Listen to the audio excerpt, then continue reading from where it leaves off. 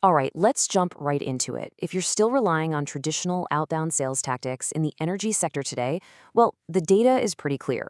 You're not just wasting time, you're actually creating a massive financial liability. So, in this explainer, we're going to dig into exactly why that old sales playbook is completely broken when it comes to the modern grid.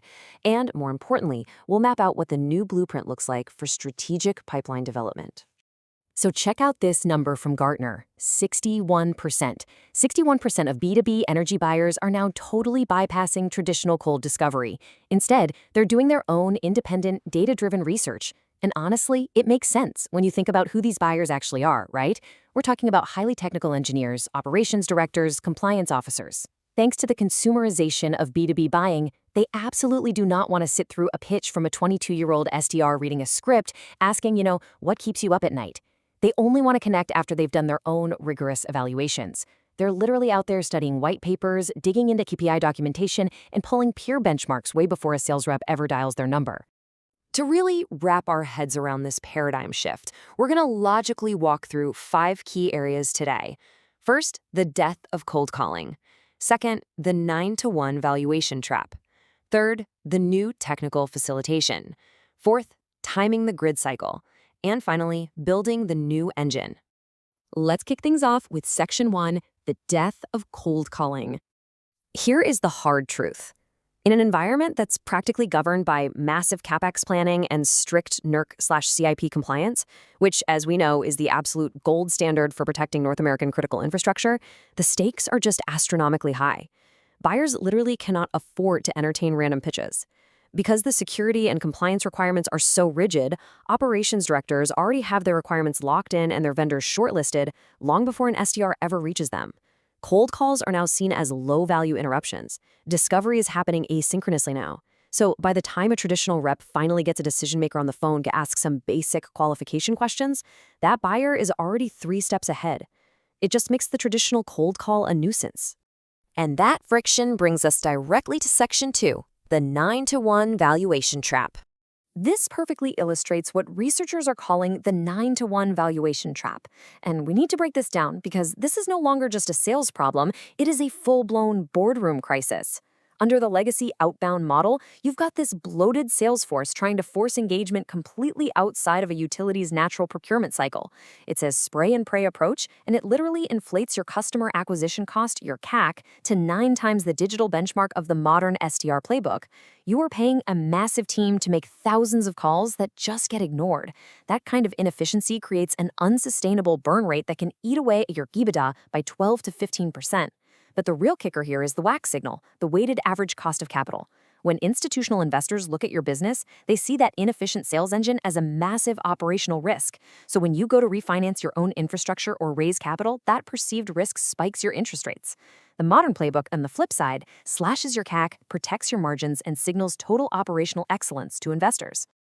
To make this fiscal leakage super concrete, just look at the regional utility that recently took a $2.4 million hit. Imagine being the operations director having to explain that to the board.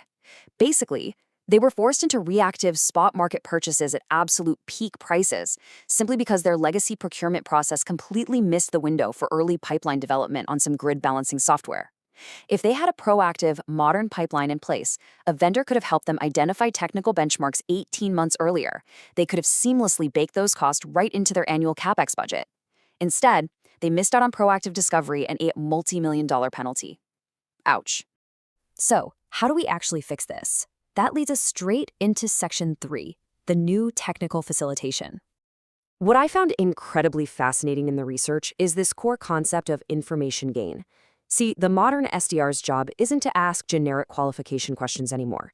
Their new mandate is to actively facilitate digital self-education by delivering actual, specific information gain. Remember, your highly technical buyers already know what they want. What they are desperate for is verification. Handing them a glossy marketing PDF, that is not information gain. Information gain is handing over grid impact data. It's delivering concrete compliance benchmarks. It's bringing them the raw, non-obvious evidence their engineering team actually needs to build internal consensus. You've got to give them the deep insights they just can't get from a quick Google search. The contrast between the old way and the new way is night and day. The top-performing teams are no longer gatekeeping. They are facilitating. In the legacy model, reps practiced information gatekeeping. You know the drill. Hiding pricing, pilot data sets, and feature specs behind some mandatory 30-minute discovery call that was booked through sheer high-volume dialing. Modern buyers absolutely hate this. The research is telling us to completely transition to technical facilitation.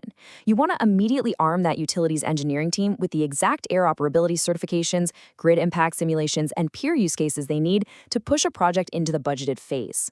You have to become a trusted assistant helping them build their business case rather than a toll booth they have to pay just to get the basics. But of course, none of this works if your timing is off. Let's move to Section 4, timing the grid cycle. In the energy sector, success absolutely hinges on synchronizing your outreach to multi-year utility planning cycles.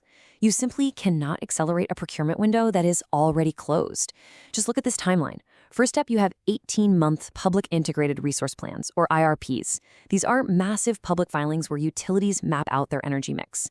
Then you've got 3-year scheduled maintenance outages. These are those tightly controlled windows where utilities actually take parts of the grid offline to install new tech. And finally, the big ones. 5-year rate case filings, where utility goes to regulators to ask for consumer price hikes to fund massive capital upgrades. In this game, if you miss the budgeting window by even a month, you could be locked out for 5 straight years. That's why SDR activity has to be measured by insight delivery points that are strategically dropped ahead of these milestones. Handing over a white paper on grid instability 3 months before a major IRP is due, that delivers massive strategic value that a random, out-of-cycle cold email could never touch. Which brings us to our final piece today, Section 5, Building the New Engine. So, the million-dollar question, how do we actually operationalize technical facilitation? Let's just pause on that for a second, because shifting a legacy sales culture is, hands down, the hardest part of this entire playbook. Leadership has to completely bridge the gap between sales, engineering, and marketing to build a single unified engine. It requires a totally new operational mindset. The days of these departments working in silos are over. The most successful firms out there are entirely rewriting their talent DNA to make this happen. First, they're redefining their SDRs as market intelligence analysts. These folks are not smile and dial appointment setters anymore. They're essentially researchers hunting for trigger events. Second, they're bringing engineering subject matter experts directly into the sales process way earlier to translate complex specs into high-value assets. Third, and honestly, this one is huge, they're changing how they pay. You have to base incentives on technical lead maturity, not just raw call volume. If an analyst gets a prospect to download an interoperability spec sheet, they should get paid more for that than for booking a flimsy 10-minute intro call. Fourth, they're unifying their tech stack with advanced web analytics to de-anonymize traffic so they can catch high-value accounts at the exact moment they're downloading compliance data. And lastly, they're hiring for technical literacy and analytical skills rather than high-pressure closing tactics. I want to leave you with this provocative question from the research to chew on regarding your own operations. Is your outbound sales engine a 9-to-1 fiscal liability, or is it your strongest strategic asset for the next infrastructure refinancing cycle? The gap between legacy outbound and modern technical facilitation isn't just a sales metric anymore. It's a fundamental driver of enterprise value. Take a hard look at your pipeline and ask yourself if it's truly built for the realities of the modern grid. Thanks so much for joining me for this explainer. I really hope this deep dive give you a clear, actionable blueprint for your pipeline development.